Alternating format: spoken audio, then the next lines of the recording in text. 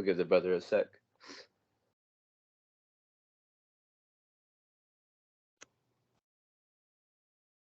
All right, there he is. There he is. My bad. Hold on. God. Let us know when you're good, Ak.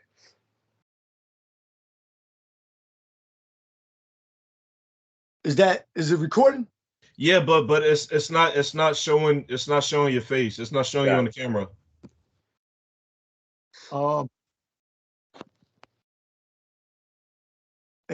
Allow incoming call. Share screen, right? God.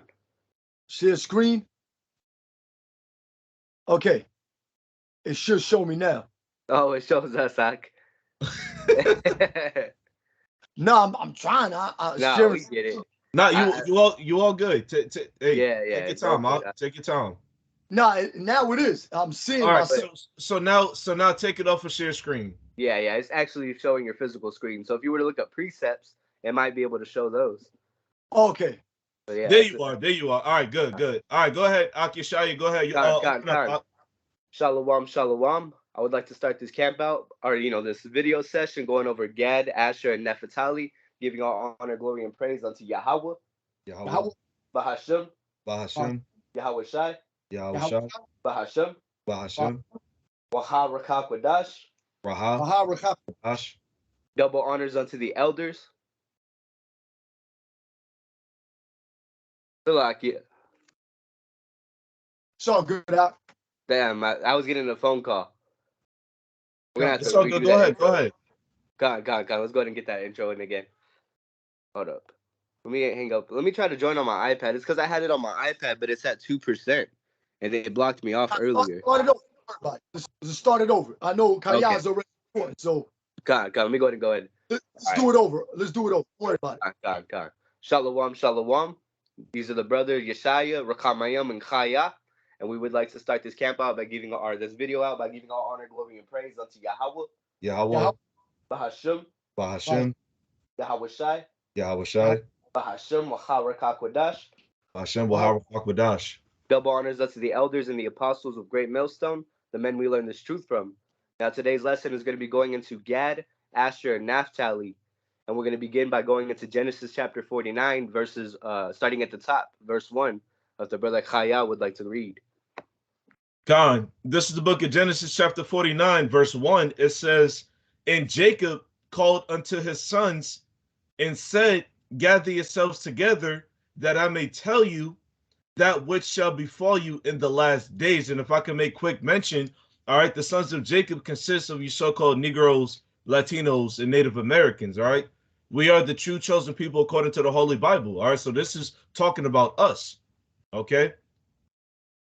Verse 2, Genesis 49 and 2, it says, "Gather yourselves together and hear, ye sons of Jacob, and hearken unto Israel your father." Go ahead, Ak.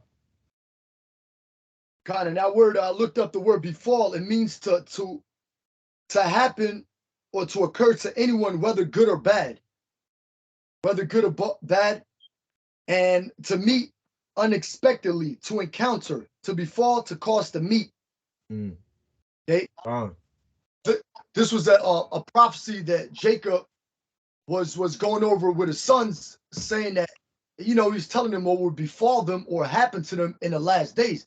And those last days are not referring to the ancient world, but it's referring to the last days of what happened to the Native American Indians, with the Negroes, the Latinos, all the tribes in general. So what would happen? How Esau will come over here? Well, now we know how Esau came over here and conquered the Native American Indians. He conquered the Northern Kingdom, and he also conquered the Southern Kingdom. But that was future reference. What was going to happen to us in these times, in these days? Yep. God.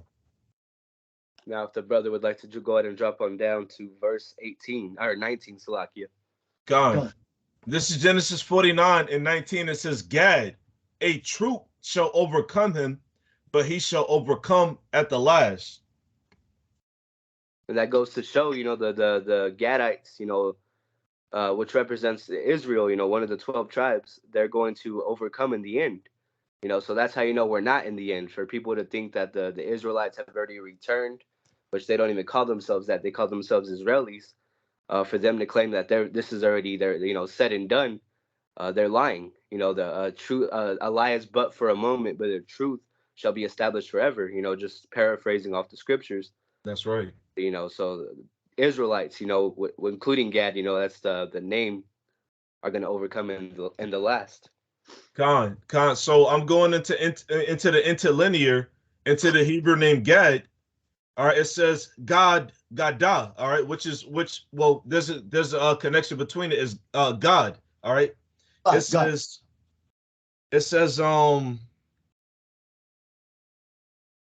let me see. So it says Gad. It says troop. All right, it says seventh son of Jacob by Zilpah. We ain't got to get the scriptures. We're not trying to make this too long. We just getting to the point. But Gad is the seventh son of Jacob by Zilpah, Leah's handmaid. All right, which means what? Zilpah, she was a handmaid, which means slave. All right, she was a slave of Leah, which is one of Jacob's wives. It says in full brother of Asher. So Asher, who the brother mentioned, we're going to go into a little bit later on. They came from the same. They came from the same slave, the same handmaid. Okay. Right. Now the word Gad, you know what I'm saying? The word Gad means troop, which means a warrior. All right. Now, as the brother had me read, Gad, a troop, it says shall overcome him. All right. Now that troop, one of those troops is talking about Andrew Jackson, man. All right, President Andrew Jackson. All right, he had a hard hand, a strong hand in taking down you so-called Native American Indians, man. Okay. If a brother got a little bit of history on that, and there was another one. Hey, 𝐉𝐄𝐅𝐿𝐿𝐿, what was the guy's name that you was talking about this past weekend? General Custer. General Custer. Yeah. He was actually killed by Gadites, but he tried to, he was, the Gadites didn't want to hear it. You know what I'm saying? The Gadites didn't want to hear it. They knew who the scriptures say, never trust your enemy. But I believe he took like a gunshot to the head and like 2 shots to the body. So the Gadites took him out with the guns that they provided the Gadites with. That's right. Brought those guns here. But it wasn't only General Custer. It was a lot of other Edomites.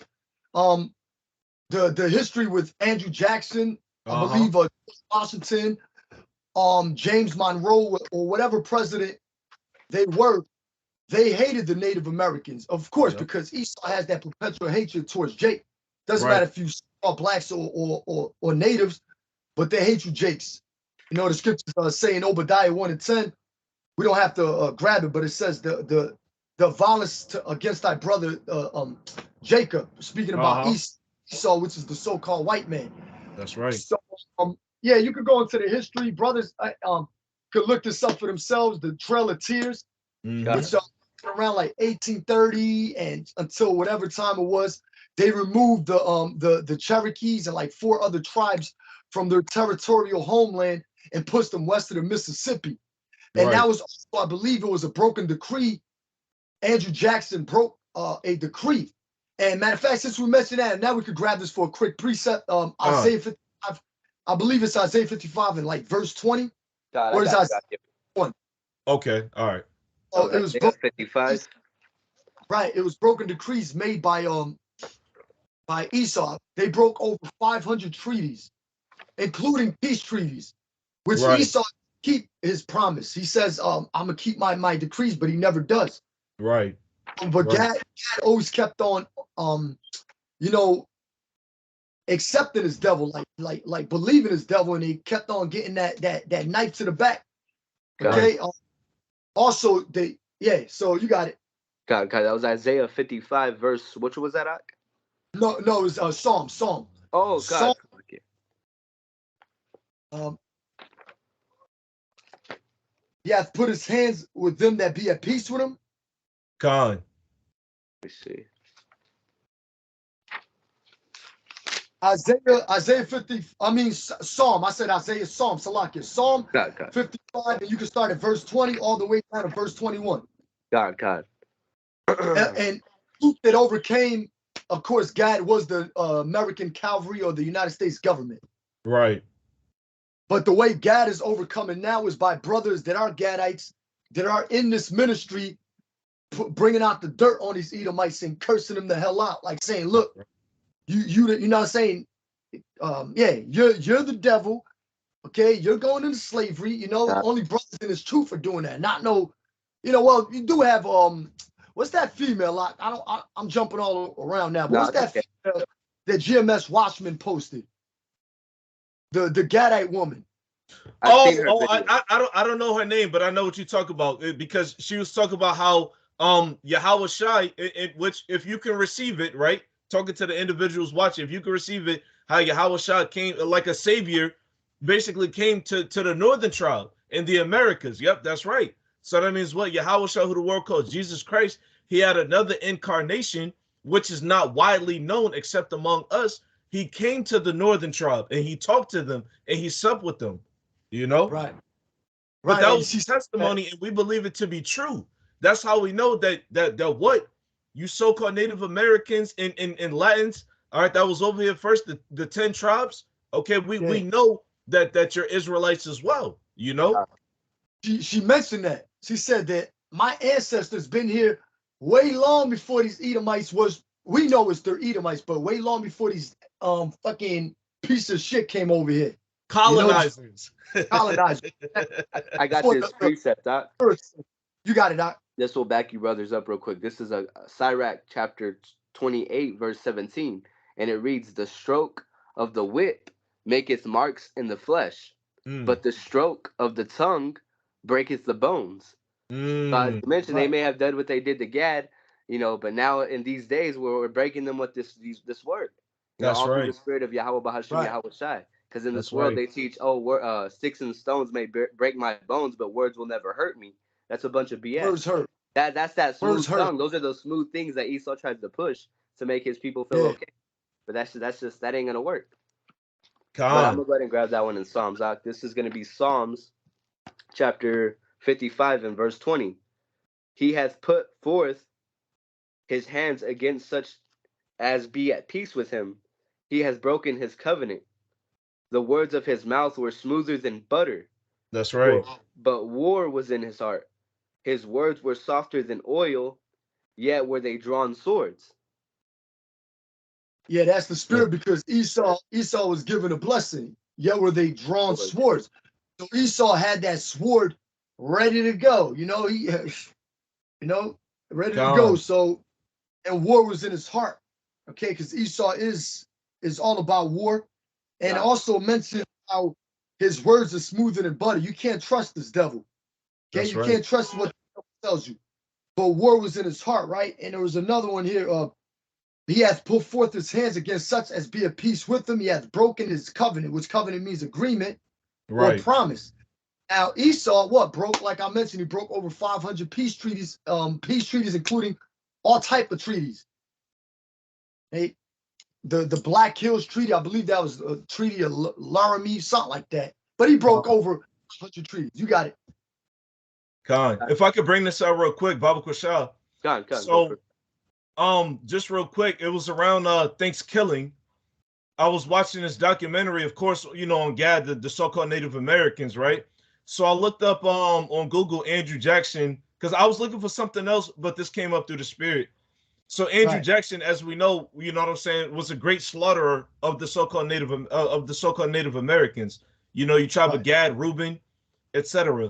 Now it says the Indian Removal Act, which that was one of the things that came up in the documentary. And the brother also mentioned what the Trail of Tears, right? It says the Indian Removal Act was signed into law by President Andrew Jackson on May 28, 1830, authorizing the president to grant lands west of the Mississippi in exchange for Indian lands within existing state borders. Okay, so this was, somebody give me Isaiah the 10th chapter and start at verse 1. Baba Kushal, all right? I got you up. Woe unto them that decree unrighteous decrees. That's right, and that's an unrighteous decree, man. Just real quick, that's an unrighteous decree, man. Okay, if anybody got a land, it's because Yahawashi gave it to them. These colonizers, they received the land by way of murder, by way of unrighteous decrees, man. Okay, go ahead, read on out. Con. And this is Isaiah 10:1. And woe unto them that decree unrighteous decrees and that write grievousness which they have prescribed. That's right. That's right. Woe to them who decree unrighteous decrees and the grievousness they have prescribed, man, because that is grievous, man. All right, here it is. You got the so-called Native Americans living over here in well, I can't even say peace because they was going up, but they was in their time, right? Yahawashi, the Lord did let them dwell in peace because the Lord is merciful, right? But what? Andrew Jackson, all right, it was Christopher Columbus, starting over him, and Andrew Jackson and the rest of them, they came over here, and what? They forced them out of certain territories and pushed them into these reservations, man. That's wicked as hell. Okay? What the scriptures say, they oppress a man in his own heritage. That's the nature of Esau Edom. Con. I got this one for you right quick. Micah 2:2. I'm going to read the NOT. When you want a piece of land, you find a way to seize it. When you want someone's house, you take it by fraud and violence. That's right. You cheat a man of his property, stealing his family's inheritance. That's right. That's right. And that's a beautiful precept because what? That's exactly what Esau Edom did. That's what he's doing to this very day, man. You know, the brothers from the seers of Israel, they was talking about it earlier in the video that I was watching. Okay. Jake and his damn Stockholm syndrome. All right. Because when somebody assaults you, when somebody holds you captive, all right, at first it's uncomfortable. All right. It's not comfortable. You don't like it. But what? The longer they keep you, the more you get used to it. All right, the more you start to like it. You know, they condition you. Exactly. Conditioning. There's your conditioning. That's cursing. That's a curse. That classical conditioning. That's a curse for our people, man. Right. I got another one for you. Watch. Salaki. Got another. Proverbs 23, verse 10. I'll read the NOT version. Don't cheat your neighbor by moving the ancient boundary markers. There you go. Did not Esau do that? Salakia. Don't take the land of defenseless orphans. Are we not defense? Hey, in the time that what, you know, Gad was that Gad came over here, the so-called Native Americans and the Latinos came over here to the Americas. Yes, even so, we were orphans, man. Okay, yes, we were orphans. You know, Jake, in general, we were orphans, man, because what? We pursuing it. We don't got to get it, but Jeremiah 17:4, we was discontinued from our heritage, man. Okay, I forgot exactly what God was calling Yahawah and Yahawashi, and even sometimes in some of their chantings they would say Yahawah, Yahawah, like they would do that. And then you had the Taino Indians, who goes back to the tribe of Ephraim, the so-called Puerto Ricans. They called them Yaya and Yayael. You know. Yeah, I got another one. I got another. As soon as the brother gets that, I got this one. Verse 6 and 7. Psalm 94, verse 6 and 7. They slay the widow and the stranger. They murder the fatherless. Yet they say, the Lord Yahawah Yahawashi shall not see, neither shall the power of Jacob regard it. Right, because that's the nature of Esau. Their whole act is, who seeth us, as the scriptures say. They don't think that Yahawah is observing by way of the angels all of these things, man. All right, the Lord got eyes all over the place. That's why there's so many articles. That's why there's so many history and so much history and documentaries coming out on the wickedness of these damn devils, man. All right, that's why the Illuminati is exposed, because their whole plan, their whole strategic procedure is to wipe out all of Israel, which it's not possible. You can't do it. You can't do it. One more verse. One more verse. He that planted the ear shall he not hear. He that formed the eye shall he not see. And right. Because Salaki, go ahead. Also, we mentioned like the boarding schools. Esau in Canada with the Gadites had boarding schools. Yep. And what Esau would do, he would assimilate Gad into like they did with the Hellenization period. They'll have Jake's perfect. Not be uncircumcised any longer, eating pork. You know, coloring, like the Gadites would color their hair blonde, bleach their hair blonde. And also in those boarding schools, it's a known fact that just last year and till this day, they're still finding corpses or bones underneath the boarding school that was heavy influenced by Esau. Okay, so they it's not only assimilated us, but they tortured us and put us underneath or in the field somewhere and buried us. Right. So, and those boarding schools were ran by Catholics. Like Catholic priests, you know, one of the popes said, we apologize. The Most High doesn't want to hear an apology. He wants their blood. That's apology or money not be accepted. You can't accept that from the hands of these devils. We ain't got all this stuff. We're going to do with the money. That's right. I'm going to go ahead and grab this one. This one I've been holding. This is Numbers 35, verse 33. So ye shall not pollute the land wherein ye are. For blood it defileth the land. And the land cannot be cleansed of the blood that is shed therein, but by the blood of him that shed it. Right. That's true reparations right there. Yahawah, you Jakes, you so-called Negroes, Latinos, and Native Americans. Now, how be it right here in this day and age, you got it. What is it, California, that's giving reparations? They gave the money to anybody who could trace their lineage back to a slave. Who the hell can do that to its 100% entirety, man?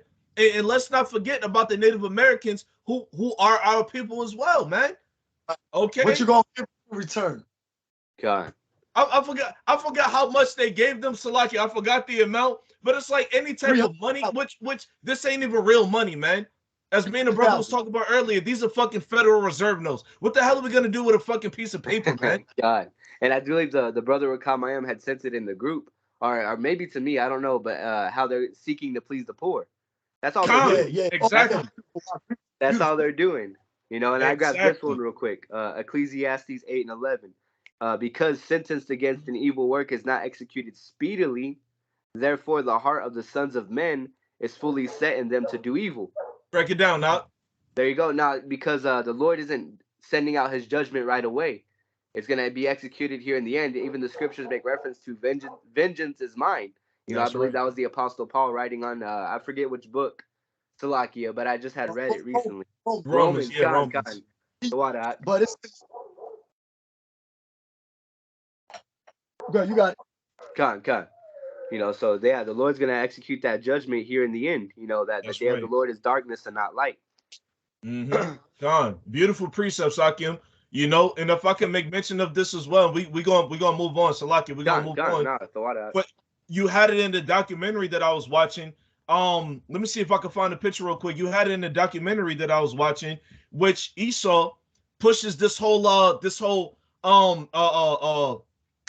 stigma of egotism on the American society. Now, because somebody, matter of fact, Yeshaya, go ahead and give me the definition of egotism on the Google definition, Baba Kusha, because I want to bring this point out, man. It was very important when I was watching that documentary, because that's why these so-called American, that's why these fuck so-called, you are Americans, man. All right, if you're an American state of mind, you're an American. God, this is egotism.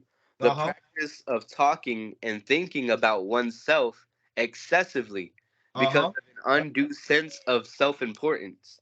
And that's exactly, so like, I'm still looking for the picture. Lord's willing, I find it. Hey, 𝐤𝐄𝐅𝐄, did you have something up? I know it does mention. I want to quickly mention Salakia.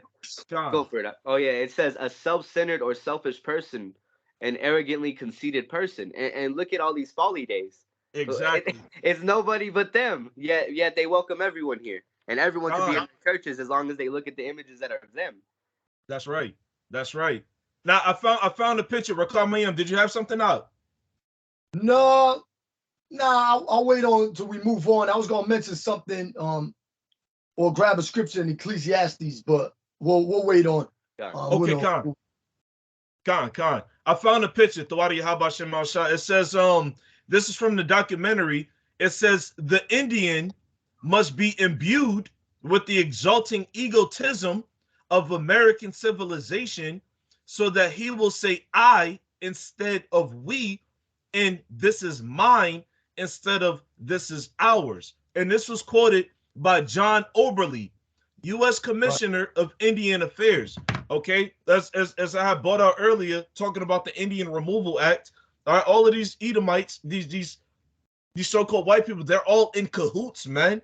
All right, in the government, that they push that stigma that mark of egotism among Gad, upon Gad, because Israel, we are very community-based people, by the way. Okay, that's why you got Jake having the cookouts, the barbecues, inviting everybody and their mama and their grandmama over to, like, yo, like let's get some chicken, let's eat some say what? That sense of brotherhood. That sense of brotherhood. Yeah, of your father the devil, he slaying his own brother.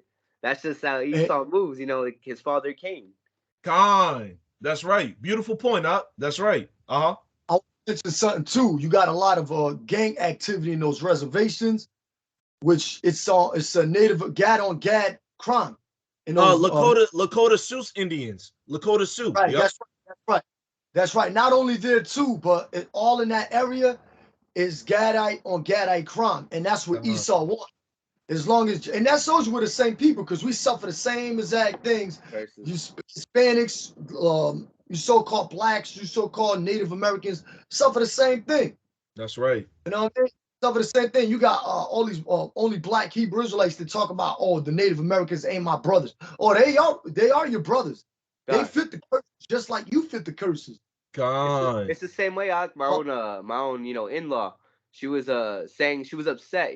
They celebrate their whole Christmas stuff, but she was upset. Her granddaughter received a black, and her from her words, a black doll. So I just kind of I toy with these people. I don't get into details, but I'm like, what's the problem with it? I was like, why would you want something that that I just even slipped in. I was like, why would you want having that white skin is being allergic to the sun? That's sad. I was like, exactly. I was kind of just poking at that idea of like white is right type shit, but right. That's that egotism. They look at they put themselves on a pedestal. God, that's right. God. That's a lot of the Native Americans too. They wear the blonde hair because they want to conform or try to be exactly like these Edomite women. God. So they're trying to be like these Edomite women. Yep. Okay. Jake with his dreadlocks. God. Yep. Right. I wanted to bring something out real quick. God. Dealing with the whole nation of Israel. But remember the equestrian statue? I believe that's what they called it. It was over there on the west side of Central Park. They took it down, Theodore Roosevelt. Oh yeah, Roosevelt. Yep, yep. Right. I remember that. Yep. But it shows the Jake on one side, and it shows the Native American Gadite on the other side. It says this Ecclesiastes 10:7. I have seen servants upon horses and princes walking as servants upon the earth. Right, and those servants are really Esau, which now we're serving him. That's right. And princes walking as servants upon horses. Now we're the servants. Now we're the got to go to them for the need of one of all things. So that right there is that statue speaks 1,000 words. You can just look at that statue and be like, damn, these devils are proud. Right in front of them. Rubbing it in you. God. Of a history museum. And they're basically telling you, we're conquered. We conquered you all throughout history. We conquered you. You're our servants. And the horse represents what? Power. Power. And it was also President what? Theodore Roosevelt. They're all these presidents are all Edomite devils. That's right. They don't. And Jake's got the nerves to go vote for them. Like, what the hell is they gonna give you? What the hell they gonna help you out with? God. Let's move on with the lesson though, because we got a couple more things to try again. God. Yep. Did you brothers want to jump into Second Ezra?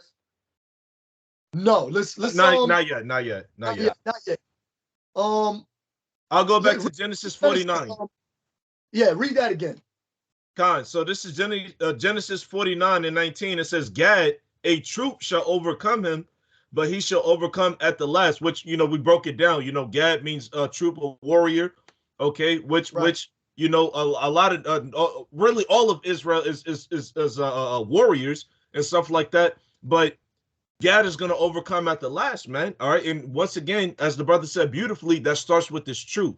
We're taking down the strongholds by way of this truth, but you got 2/3 Gad, 2/3 of these so-called Native American Indians. They're gonna get busy on Esau, man.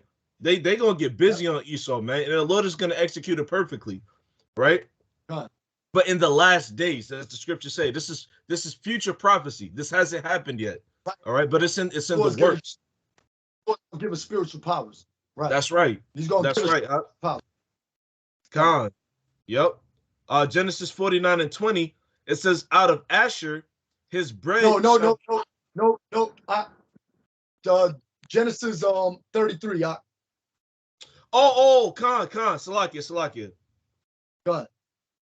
Now, yeah, we got to cover a few more things with Gad. Con. This is the book of Genesis chapter 33. Hold up. It was 20, it was 33.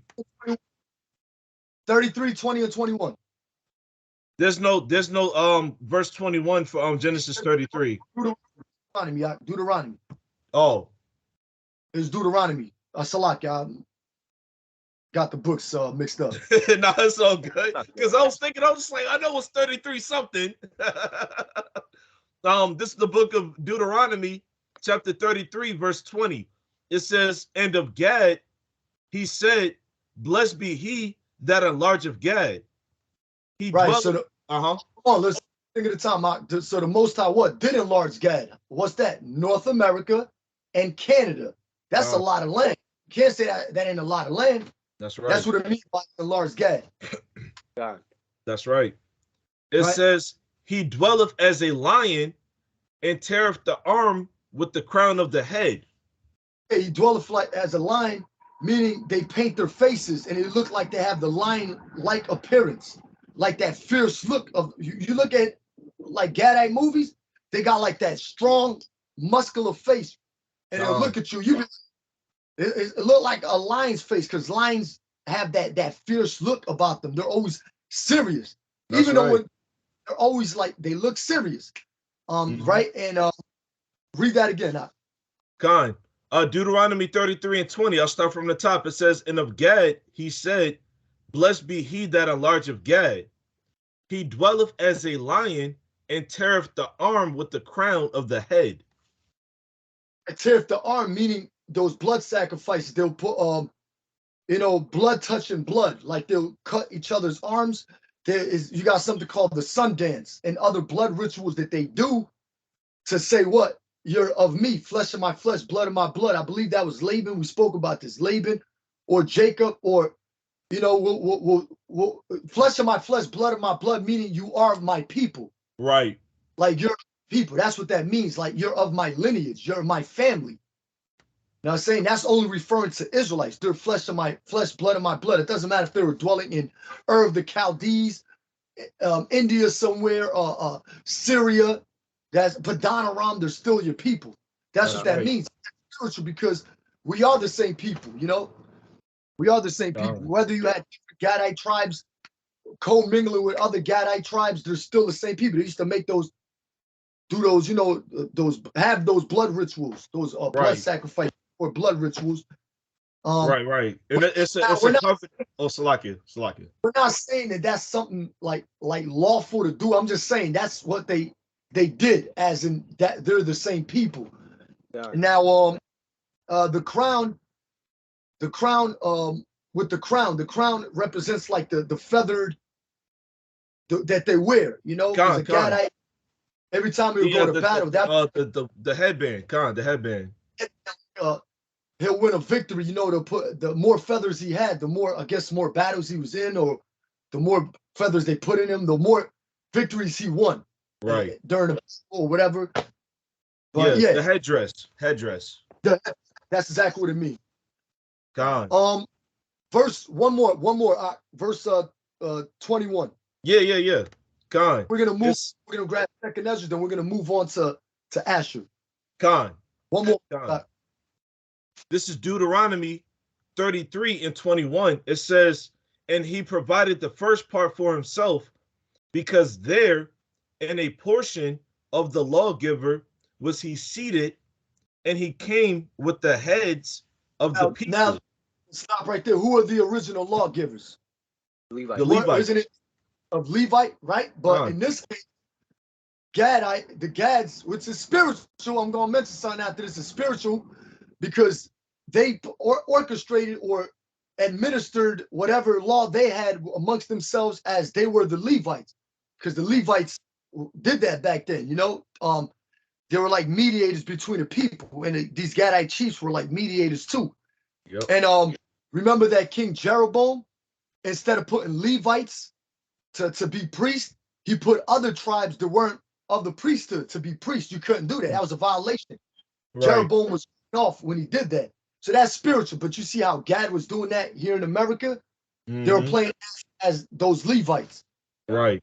They wasn't following order, and that's why Yahawah said ultimately jacked all of Israel up, but when you look at northern tribe is out of their fucking mind, bro. That's why you got a lot of, you just had it. No, I ain't even gonna make mention of that, but that's why you got Gad in these reservations like the Lakota Sioux Indians and stuff like that. That's why they're alcoholics. Like, if I'm not mistaken, the Native Americans, as far as America, they're like #1 for suicide, man. These so-called Indians in the reservations, they're #1 for suicide, man. They killing. I was just watching this video a little bit earlier talking about this kid called Robert. What is it? Robert Looks Twice. He's a Gadite, right? A so-called Native American Indian. And, he was 12 years old. The video was published like fucking 11 years ago and stuff like that. But he's talking about how his mother's a cokehead. You know what I'm saying? I forgot what happened to his father, but he's basically he's been orphanaged, man. He's basically an orphan. But he got so many like brothers and sisters and other I think it was his grandmother who basically takes in everybody. She takes in everybody and let them dwell there until they grow up.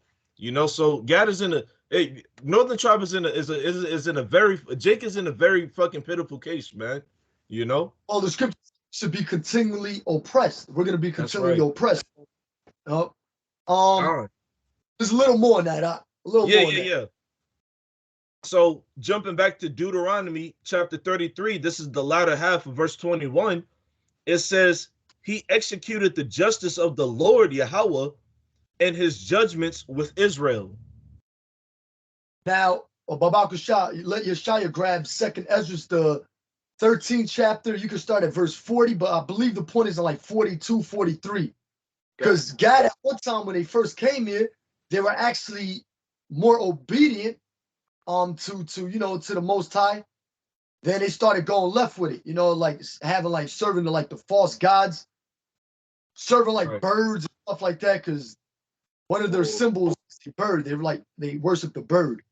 Having powwows and stuff like that. That's completely off. Right. God, and those dream catchers too, I believe, right? Shit like that. Did I say that? The dream catchers. That's on the left-hand side. God, that's what it. Yeah. I gotta look that up. God. This is 2nd Ezra chapter 13 and verse 40. Those are the 10 tribes which were carried away prisoners out of their own land in the time of Hosea the king, whom Salamander, the king, actually finish reading that up. God, the king of Assyria led away captive, and he carried them over the waters, and so came they into another land. Right. But this is going to 722 BC, with Shalmaneser V had carried the 10 tribes into Assyria, or around Babylon, Assyria, around that area. And so Shalmaneser, or the Assyrians, carried us away. And one of the tribes that were carried away was Gad. God. But they took this counsel among themselves, that they would leave the multitude of the heathen, and go forth into a further country, where never mankind dwelt. Right, we can look up like the Arsareth encyclopedia on Arsareth. Christopher Columbus identified America as that land, Arsareth, meaning another land. God. Another land. And also it ties in with Genesis chapter 29 and 28. If somebody wants to grab that right quick. These are actually one of You said Genesis. Hey, Yeshaya, I'll grab it. I'll grab it. God, I'm just gonna pull it up to read along. Y'all grab it. You said Genesis 21 and 28? 29 and 28. 29 and 28. or 29 and 28, one of those, or 28 and 29, either or. It's probably 28 and 29. Well, there's no 29. Hold up.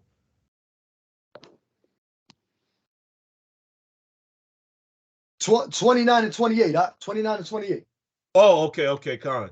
It says Genesis 29 and 28. It says in Jacob. Deuteronomy. Shit, I keep saying Genesis. It's all good. 29 and 28. Maybe I did say Deuteronomy, but Deuteronomy 29 and 28. It's all good, huh? It's all good. It's stressed the hell out in this damn captivity, but you got it. Con, this is the book of Deuteronomy, chapter 29, verse 28.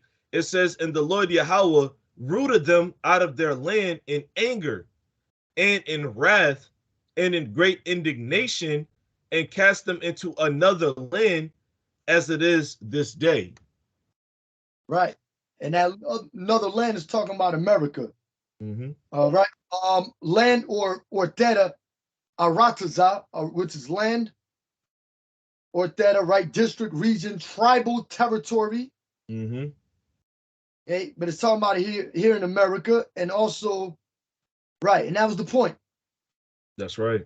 Con, that next verse, verse 29, is very heavy. You know, it goes into the secret things that they belong unto the Lord. You know, because this is something that was revealed later on. Because America wasn't existed. You know, they didn't know it as America.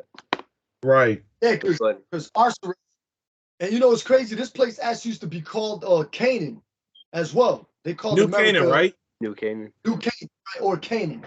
That's why until this day you still got places in America or cities named after Canaan or Egypt or right.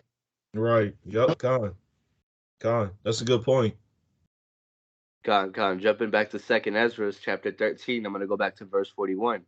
And it reads, but they took this counsel among themselves that they would leave the multitude of the heathen and go forth into a further country where never mankind dwelt, that they might there keep their statutes, which they never kept in their own land. And right, so that ties to Deuteronomy 33, right? Deuteronomy 33 and verse 21. Mm-hmm. So came here, it was like calling on Yahawah, and like the brother mentioned, like the chants they would make, Yahawah, like those Hebrew characters. Right. Con. Right. Con. House those Hebrew characters out, but it's all the spirit, you know, because it damn sure don't fit these gutter rats. No. Don't fit nobody but us. I mean, who can it fit but us? That's right. That's right. People always try to wait a moment. So you mean to tell me they had boats and they came around the Horn of Africa? How did they do all that? They don't understand the Lord's power, man. They don't understand. Like they try to figure out, like burning brain cells, trying to figure out, like, wait a moment, what the hell are they talking about? Let's leave it alone, man. They got here. They were here way before Christopher Columbus or these Edomites or the Puritans came over here to the Americas. Okay, that's a fact. That's a fact. That's right. That's right. And that's why even now, like even so, you got Jake in the world that's saying Christopher Columbus didn't discover America, because when you discover something, that means you uncover it. That means right. What? You found it and stuff like that. But Gad was already over here. So how can somebody discover something that's already been uncovered? You know, it's already been it was already in a full effect, you know? And Gad was of the judges thereof. Huh? He covered the faces of the judges thereof. Exactly. Now, even though there was judges and wickedness, there was orchestrated wickedness, there's still judges. You know, all of Israel is a judge. You know? God. Y'all got anything else to add before I jump to verse 43? The brother's right though. I just thought about that too. They cover the faces. Like a lot of these Edomites actually try to be like the tribe of Gad. They say, you know, sometimes they'll come up to us at camp, like, I'm a Native American. Like, no, you ain't, motherfucker. Like, no, that's a form of covering. They cover the faces of the judges because, you know, they want to be everybody. God, the Egyptian films. Exactly. They be dressed everywhere and all this shit.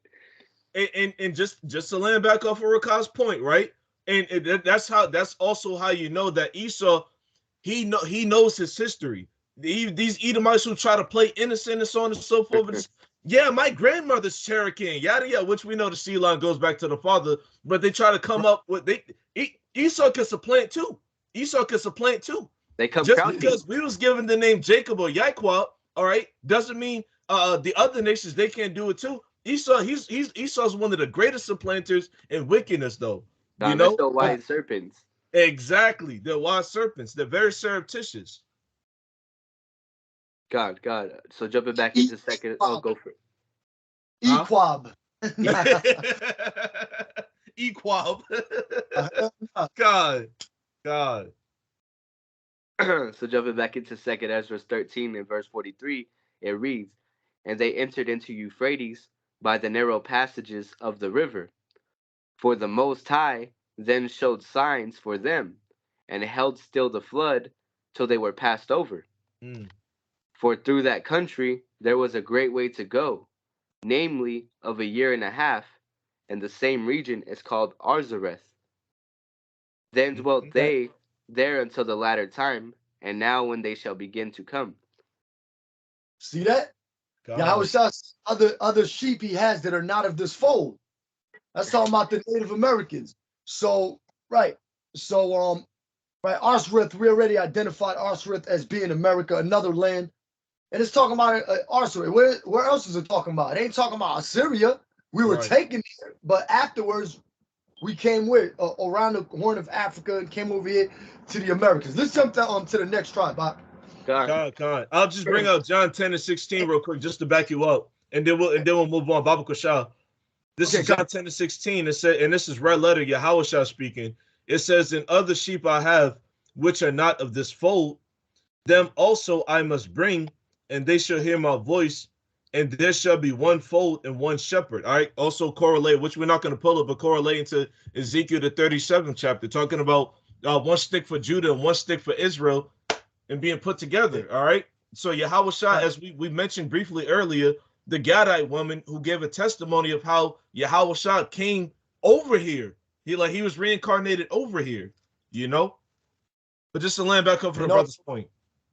And that's also the tabernacles of David being the breaches being shut. You know, it ties in with Ezekiel 37. But let's jump into tribe. God. So now moving on in Genesis, the 49th chapter. This is Genesis 49 and verse 20. It says, "Out of Asher his bread shall be fat, and he shall yield royal dainties." Somebody want to go into that? I'll go into it. I'm a witness to it because I've been around. Now Asher would be so-called Brazilians, also the people in Venezuela, Colombia. That's Asher, and around that area, that's Asher. Now Asher happy. Okay, we're gonna get into that in a little bit. Asher means happy, right? Ashar in the Hebrew, Ashar. Now, I've been around Brazilians. Their pastries, amazing. They got something called like the custard cake. I forget, there's a name they call it. It's like custard cakes with like some cream inside. Amazing. Like their dainties, pastries, cakes, amazing. You know what I'm saying? Amazing. You go into a Brazilian bakery, oh my goodness. Woo! I ain't going in the morning time too. Shit. But for like breakfast too, they hook you up. Right. Read that again now. God. This is Genesis chapter 49, verse 20. It says, "Out of Asher his bread shall be fat, and he shall yield royal dainties." Now, check this out. It says here in the NLT, Asher will dine on rich foods and produce food fit for kings. That's right. And just to make the point too, the brother was talking about it in the it was the brothers from Atlanta. They was talking about how like Asher loves to eat, man. You know what I'm saying? Like because when you look at Brazil, which that goes back to the Hebrew word barazol, which means brass or iron. Okay. Right. Brazil, that's a very fruitful and fatting land, man.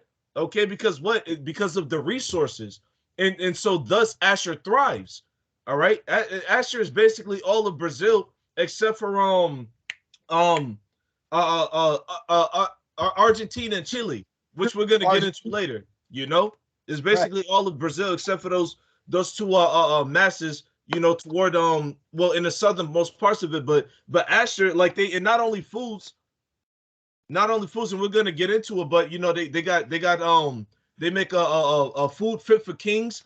All right, they got all the oil and resources. They're plenteous in resources. That's why you got Esau over there, and they show you in these movies like Rio, that there's a cartoon movie called Rio. It's a 3D animation, you know, for children, quote unquote. But it shows you that Esau, he's wiping out. He's trying to wipe out the Amazon rainforest, man.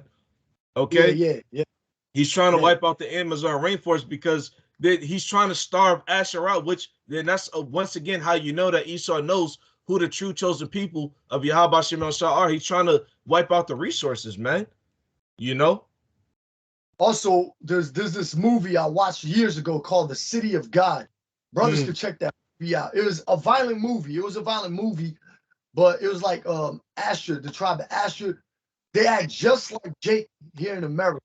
The young dudes causing trouble. They got pistols on them. Man, it's crazy out there too. The favelas, you know, they got like a compact city. Everything is like so complex. Like they got like favelas in the ghettos over there in Rio. They got over 100 ghettos on Rio alone. Rio de Janeiro is big. It's big. It's a huge city. It's a tourist attraction too. They got one of the best soccer teams, Brazil, the Brazilian soccer team. Yep. In the world. And they go through a lot of shit. Now going back to the name Asher, Asher means happy. You know, no matter how much you put our people through, they always seem to have a smile on it. If you look at those children over there in Asher, in Brazil, or the tribe of Asher, or Venezuela, Colombia, no matter how much hell they catch, they always have a smile. They always, it's like they you know, they get vexed. A lot of police brutality out there. Yep. And they be walking you like, you know, like you got, it's like a tourist attraction. They be like, come visit my ghetto. You know, people go there with their camera. Come, I'll show you my ghetto. Like TV cribs, but there's like, they'll show you the ghetto version of it. Like, come to, vem aqui pro mi ghetto, aqui a favela, para mostrar umas coisas aqui. Right? They speak like that. God. So, this is a Brazilian rapper named MV Bill. MV Bill. He talks about like a lot of the like, he's a political rapper, like a revolutionist, and he talks about a lot of how Jake is going through. He don't really know he's an Israelite that I know of. He don't know that he's an Israelite or whatever, but he does have some type of zeal, but not according to knowledge. At least he knows something. And and he tells you about all the heartaches and trauma that those people go through in that land. Right. You know, so, like you said, they remain with that smile. I did find this Brazilian characteristics. It says the results indicate the main traits of Brazilians' personality: sensual, cunning, cheerful, creative, hospitable, like as the brother mentioned, friendly, and cordial. Yeah, that's right. There you go. Just as you described it, the same, you know, the little acting you gave us. That was very on point. Like, yeah, Akim, I've been around them my whole life, and they're very friendly. God. They're wild too. Their women are wild. The Brazilian women are, you know, they're harlots. They're a bunch of. But I've been around Brazilians, the tribe of Asher, my whole life, and I can tell you, you know what I'm saying, these scriptures don't lie. It's like you're connected to these people. You know what I'm saying? You're connected to a certain extent, I'm gonna say. Exactly. Because we're not poor. I want to say that, you know, you're connected to them as far as like they are your people, but if they don't get right, I gotta put them to death. But right, Baba Kushat, could you grab that precept since you mentioned the oil? Could you grab? He said dip his foot in oil. Yeah, that's in Deuteronomy, the 33rd chapter. I'm gonna grab it in. I just wanted to make quick mention because Asher means happy, right? So, and I actually heard about this a long time ago. I don't even think I was in the truth at the time, but a long time ago. And actually, Benjamin kind of does the same thing. But there's this big ass festival that these so-called Brazilians they throw every single year. All right, it's called Rio Carnaval. All right, which means Rio de Janeiro carnival, like a big party, you know, like a big party. You know, they throw it every single year, and you know what I'm saying, like around that, and it happens like around like summertime. So you got a lot of people. You got a lot of people from around the world. They'll go to Brazil just to go party with them. And around that time, the airplane tickets max out. The airplane tickets they max out because everybody's trying to get to Rio Carnaval. You know, now like I said, Benjamin, he does the same thing with these things called it's a pasa. It was this chick in the world. She's a Benjamin. She was telling me about it. You know, like basically saying that we're the same people, the so-called Jamaicans and people of Barbados and stuff like that. We're all the same people, man. You know, we like to, Jake like to, hell, you got it over in America. Jake throw a damn block party every summer. We like to get down, man. Like we like to boogie. We like to have a good time. We like to eat. We like to drink. We like to fuck. You know what I'm saying? It's, you know, I mean, much more things beyond those. But you know, Jake, when we celebrate, man. Okay, and that's exactly how it's gonna be in the kingdom. I'm talking about each and every single tribe is gonna have a great time, man. God, rejoice. You know. Now, yeah. So the same characteristics you find in Asher, you can also find in Colombia and in Venezuela. God, you know, because they are like really like they always smile. You're like, what the hell? It could be a shootout in front of you. What the fuck wrong with you? It'd be a shootout. And still smiling. You see this in our people. Like, the Lord calls them what, a peculiar? Or like, there's a, what's that precept? He calls them like a strange people. Like, we're strange people. Yeah. Like, we could be going, hell, damn, it's like, who the hell wants to be in captivity? They still smiling. They go to prison. That positive mindset they be blessed with. Yeah. Like crazy, man. This is hell, man. The scriptures say the captive exile hasteneth to be loose. Nobody wants to be in this damn body, man, forever, man. I'm tired of this shit, man. That's right. Especially with age, you see it time and time. It's just gravity constantly pulling down on you and shit. Baba Kushak, could you grab Deuteronomy 33? If nobody got a precept? God, I'm right here in Deuteronomy 33. Okay. God, let your Con, which verse would you like to begin with? He said dip his oil, his foot in oil. Con, let me see if I can find it.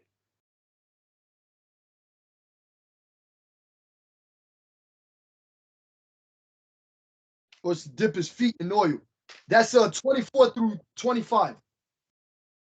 Deuteronomy 30. This is Deuteronomy 33, verses 24. And it reads, and of Asher he said, let Asher be blessed with children. Let him be acceptable to his brethren, and let him dip his foot in oil. Thy shoes shall be iron and brass, and as thy days, so shall thy... God. Okay, let him dip his foot in oil. Now, Venezuela had one of the largest oil reserves back in 2020. Brazil also is a huge supplier of oil, whether crude oil or whatever, but they have a lot of oil. Colombia, that area is known for its oil. So this proven fact, because back then where the tribes were dwelling, what oil? It ain't talking about olive oil. You know what I'm saying? It ain't talking about olive oil. Right. So it's right here in South America. That's how you know this is our people. Yep. And people always want to ask us, or they try to like buck up against the 12 tribe chart. Like, how do you know this stuff? You guys, how can you just say these people are these people and that? It's characteristics, man. It's the spirit. Right. It's definitely in you. You don't feel it. You can feel that the 12 tribe chart is perfect. You can feel, High Priest Ariak put it together back in such and such. It's the spirit. He was right. He was right. And the Lord gave him that dream or that vision for him to what? To put the 12 tribe chart together. And that's why we got to go out there. And it's crazy. If he's wrong, I want you Christians to break down Ezekiel chapter 37 and tell us what that stick means. Right. We know 12 tribe chart back then. We knew we had records of who we are. So if the man is wrong, then prove us wrong and break down Ezekiel 37 and break that down to us and tell us what it means. Right. You can't just have a dream like that in a leadership position and have a dream like that and totally be off. It doesn't. The Lord, see how the Lord uses it's like become fruitful as well. Mm-hmm. You know, just as many people hate on it, it's bringing in more and more on top of it, you know? Exactly. Exactly. Yeah. Beautiful, beautiful point. Because the more vocab tries to demonize and buck up against the 12 tribe chart, then guess what? The more they prove it. Now, but they will say this, but you'll have certain Israelites also, they'll say, well, the tribe of Gad is in Africa. Oh, but they can be in Africa, but they can't be over here. Yeah. but don't we bring out precepts like our people are scattered everywhere? Yep. Exactly. Right. Now if they Salakia, so just real quick, if they stumble on things like that, how much more the Israelite foreigner doctrine? Because they still can't understand the word Gentile in the New Testament. You know, they can't understand because what they're spiritually discerned, man. They can't pursuant to Isaiah 6 and 9. They won't. The scriptures say make the heart of this people fat.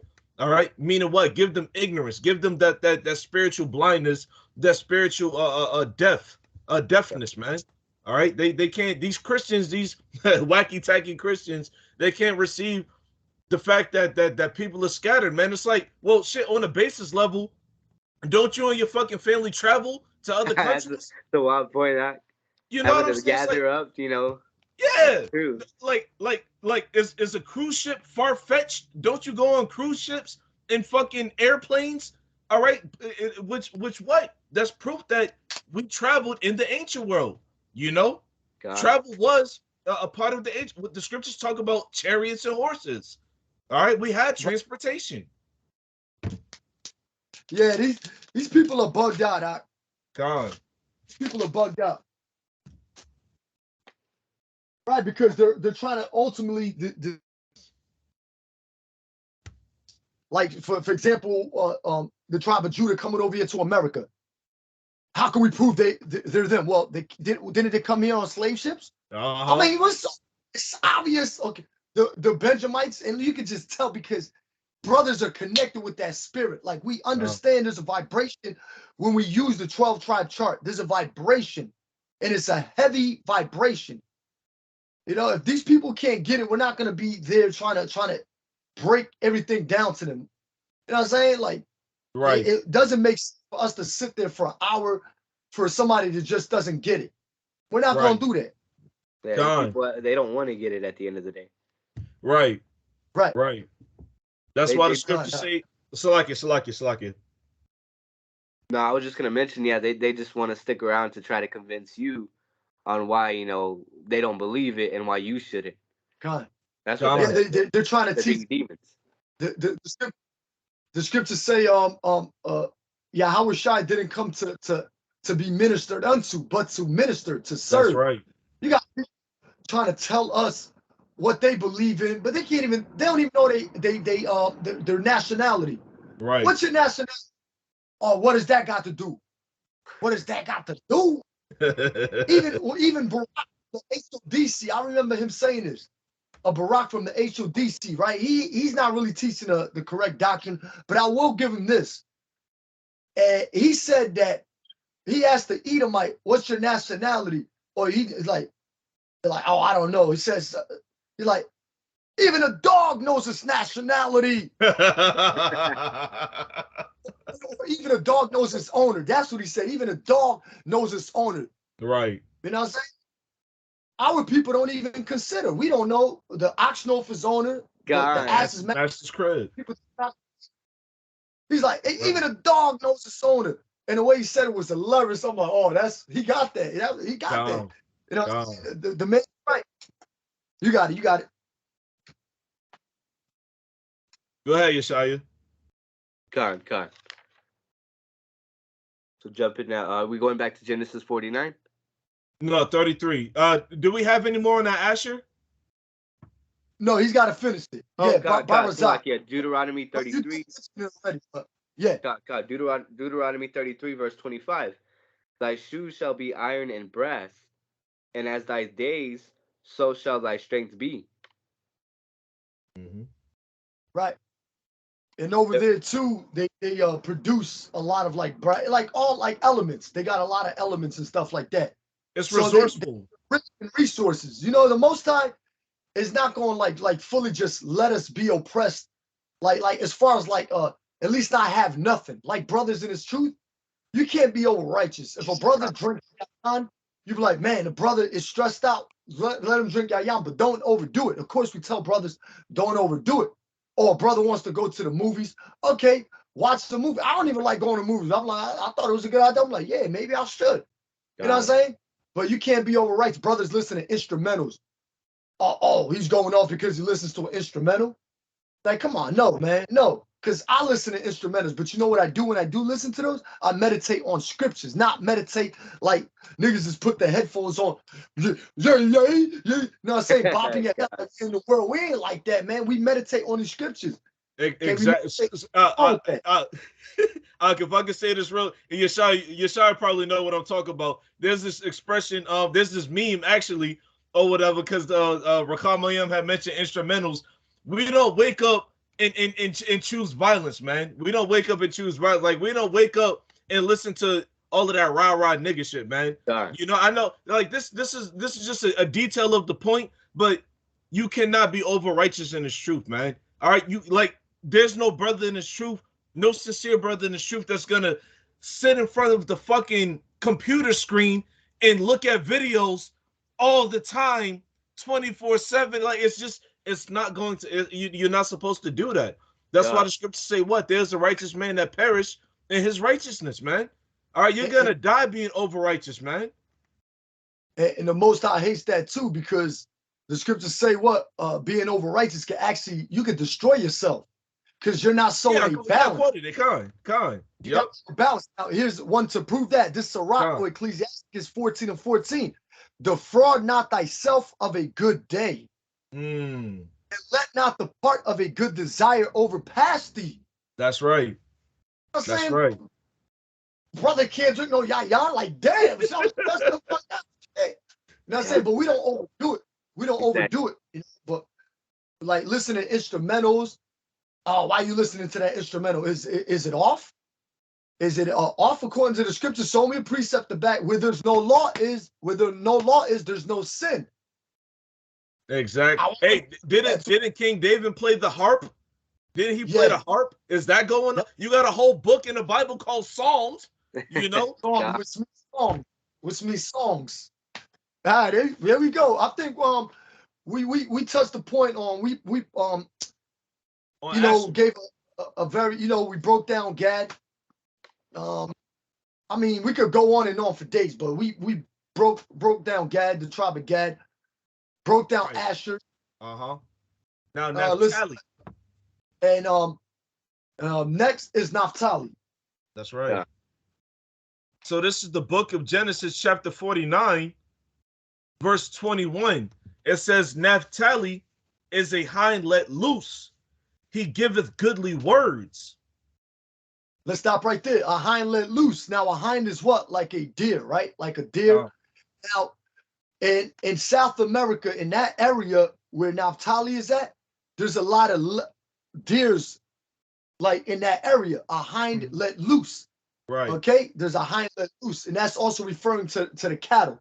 You know, they can have other spiritual, but it's referring to like the cattle, like deer and stuff like that, or in that area. A hind let loose. All right, because they do have a lot of land there, and a lot of those Argentina is, a lot of that land is what's that word, man? It's called something land. It's a word for land. They got a vast majority, a big portion of land. Yeah. Let's just say that. They ain't got to be all. But go ahead. Khan. That was really the scripture on Naphthali. Now, the word Naphthali in the Hebrew, in the Paleo Hebrew, the Lashon Qadash, is Naphthaliya, right? Which means wrestling. Okay.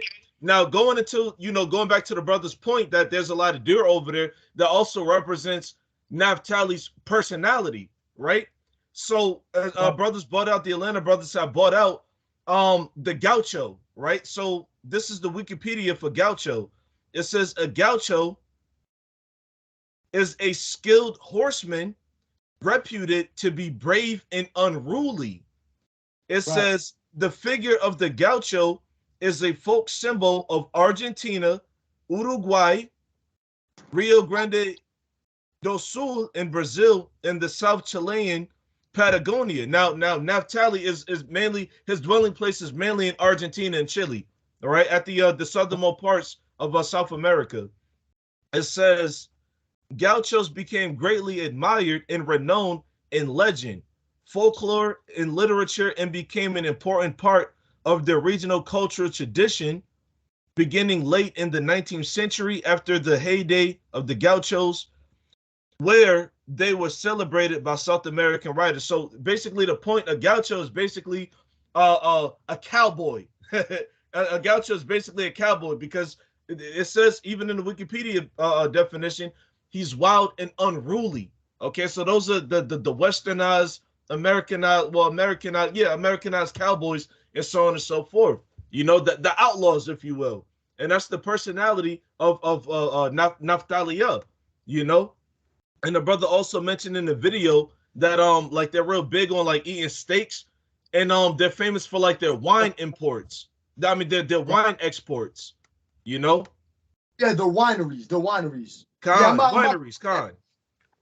I'll back you up right quick. Deuteronomy 33 and verse 23. And of Naphtali he said, O Naphthali, satisfied with favor and full with the blessings of the Lord. That's right.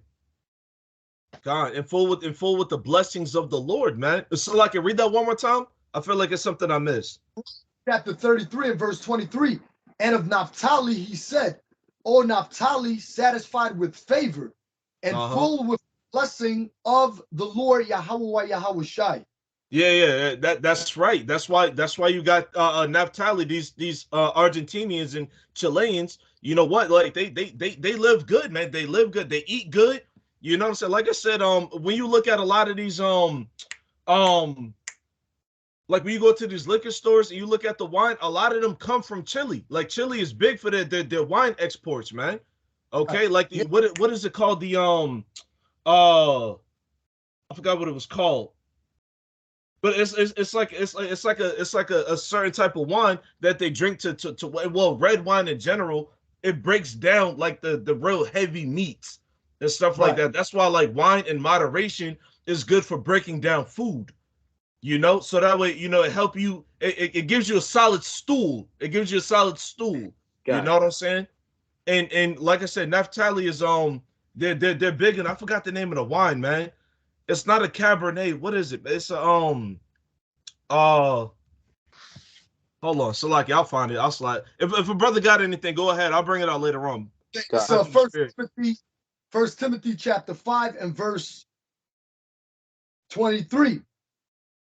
Drink no longer water, but use a little wine for thy stomach's sake and thine often infirmities. Now I believe that Timothy had a stomach ailment. So what he did was drink wine.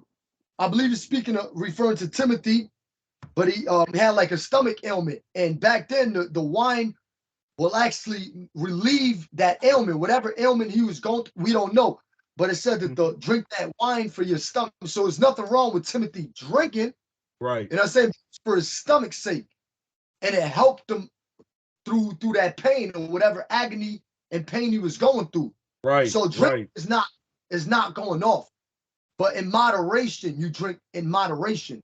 We drink wine at the Passover. So it's not going off. And by the way, that's a commandment too. What the brother just said, you know, for you, you know, for you sincere, you know, brothers and sisters listening, that's a commandment to hold the Passover first and foremost. All right, to hold the Passover, the Pesach. All right, you have to drink wine on the Passover, man. All right, no excuses. You have to drink wine You have to eat lamb or goat, okay, on the Passover. That is a commandment, by the way.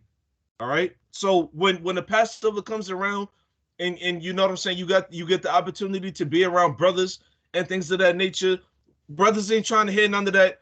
Oh, I can't make it because of XYZ. Brothers ain't trying to hear that I'm a or I'm a vegan, or none of that. Brothers ain't trying to hear, oh, I don't drink, and so on and so forth. No. If you are a servant, if you are a soldier of Yahawashi, obedience is required, man. By the way. Yeah, but it's called Malbec. Malbec. That's what they drink. The Argentinians and the Chileans. You know, Naphthali, the tribe of Naphthali is Malbec. Con, also let me just grab this because I'm here already. Deuteronomy 33 and verse 23. The latter of it says, "Possess thou the west and the south."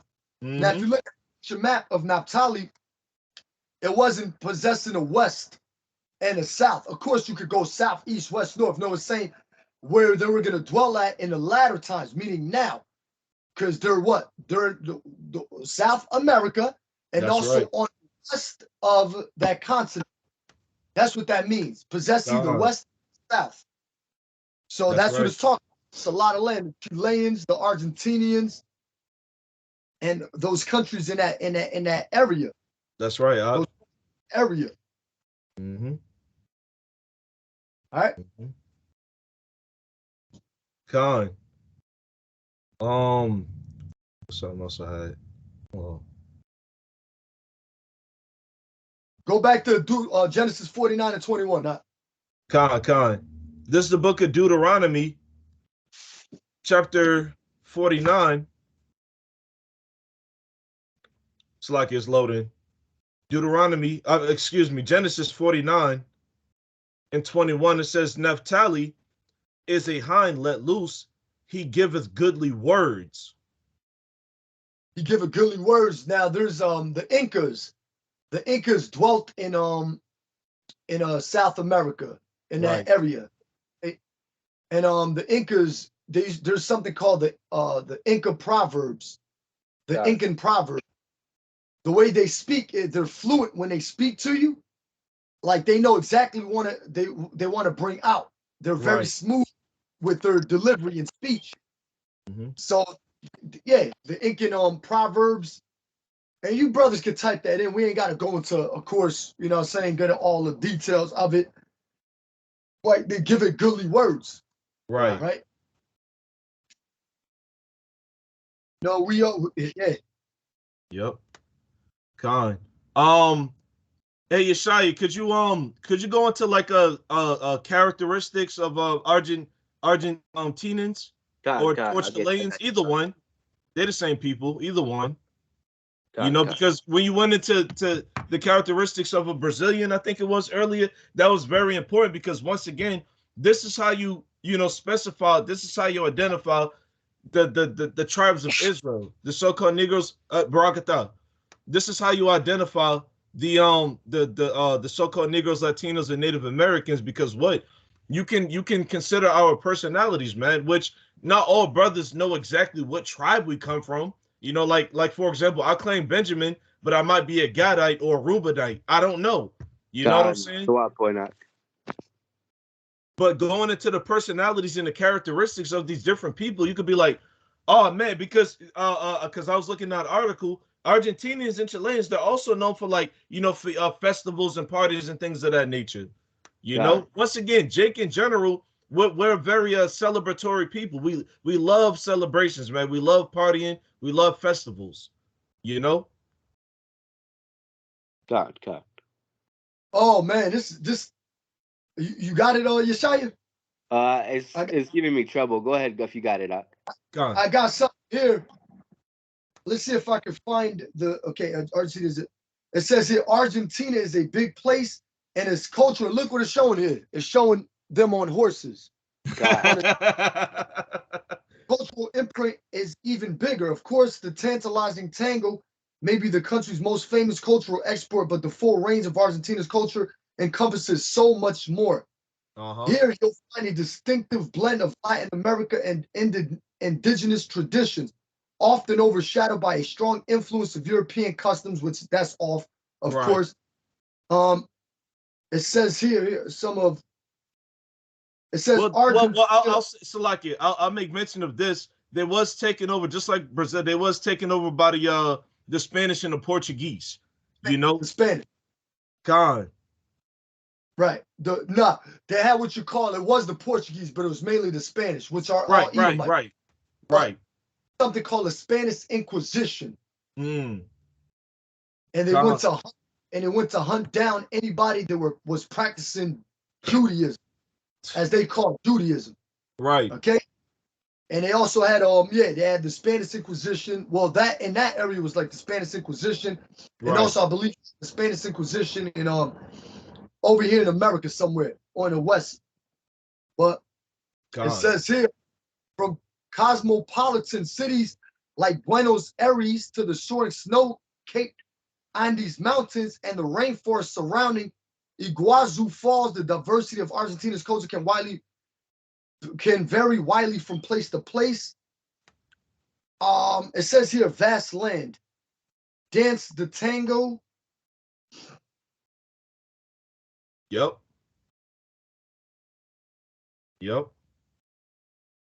Hold on, it's a lot here. Let me Con. It's all right. We could go ahead and drop it there. I want to bring this out real quick.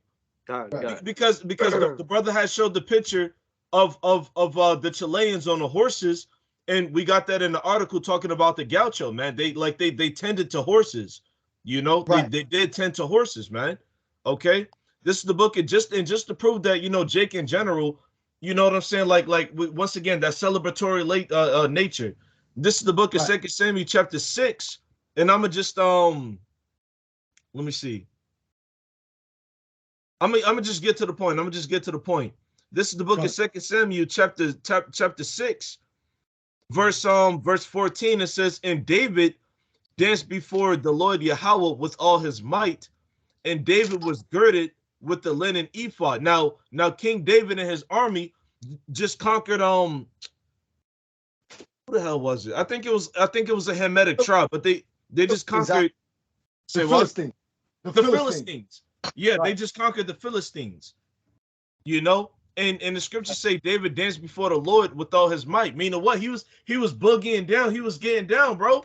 You know, because what? BAHASHAM has delivered the enemy into our hands.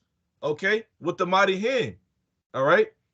And then verse 16, 2 Samuel 6:16, it says, "And as the ark of the Lord Yahawah came into the city of David, Michal, Saul's daughter, looked through a window and saw King David leaping and dancing before the Lord, and she despised him in her heart." Because, well, we ain't got to go into the whole thing, but Michal was the wife of King David, who was King Saul's daughter. And if you know King Saul, he despised King David, right? And then it says, verse 17, "And they brought in the ark of the Lord Yahawah and set it in his place in the midst of the tabernacle that David had pitched for it. And David offered burnt offerings and peace offerings before the Lord." So what? He was cooking up goats and lambs, bullocks. The king, it was like, don't it sound like a barbecue today? It sounds like a barbecue, but what? Jake's sacrifices on the side don't mean shit. The scriptures tell you in the book of Hebrews that what? Thou delightest not in burnt offerings. If so, then I would give it. All right. And that's going into Yahawashi being the ultimate and perfect sacrifice. But once again, it sound like Jake having a barbecue, having a block party or festival or whatever the case. Then what? He's giving thanks to the Lord, man. All right. So what? All of our people, all of the tribes do the same exact thing, bro. They do the same exact thing. That's why one name in Israel, because you got Judah, Yahawah. Okay, you got Benjamin, son of the right, Bunyam Yun. All right, you got Naphthali, wrestling. You got Gad, troop, or warrior. Okay, one name in Israel represents really all of the tribes, if I could say it like that. One name represents all of the tribes, but they are each respective tribe, man. Yahawashi gave them that specific name for a reason through Jacob, who was later name changed to Israel, Yashar Allah. God. That might have been it on Genesis 49 with Naphthali. God. We could go into it in depth, even more, but the point was been made. That's the right. point's been made. So yeah, we went into what the tribe of Gad, went into the tribe of Asher, and went into the tribe of Naphthali. That's right. So, Lord willing, your brothers are edified. God. Okay, brothers. Now, of course, brothers bring out different points. You're gonna hear another brother somewhere make a video of Naphthali and bring out another point that we didn't bring out here. And that's why it's always important for younger viewers or for viewers that want to be in tune with knowing the tribes and their characteristics and going into these scriptures. You know what I'm saying? It's listen, watch these videos. Watch these videos. Just don't, oh, he said this. Watch these videos and look up these things. Look, you're not gonna look up everything in a 2-hour span. You can't do it. It's impossible. Right. Sometimes you feel, oh, why didn't I bring this out? I could have brought this out. I could have brought that out. But everything's been brought out the way the Most High wanted us to bring it out. That's right. That's right. Yep. Anybody want to close out, and they can. Yeah, I'll go ahead and close out. Lord's willing, this was edifying to the hopeful elect. We're going to go ahead and give all honor, glory, and praises to the Heavenly Father and His only begotten Son, Yahawah, BAHASHAM, Yahawashi, BAHASHAM, 𝐤𝐄𝐄𝐅𝐿, Qadash. Qadash. All right. Shalawam to the hopeful elect. Shalawam. Shalawam to the hopeful elect.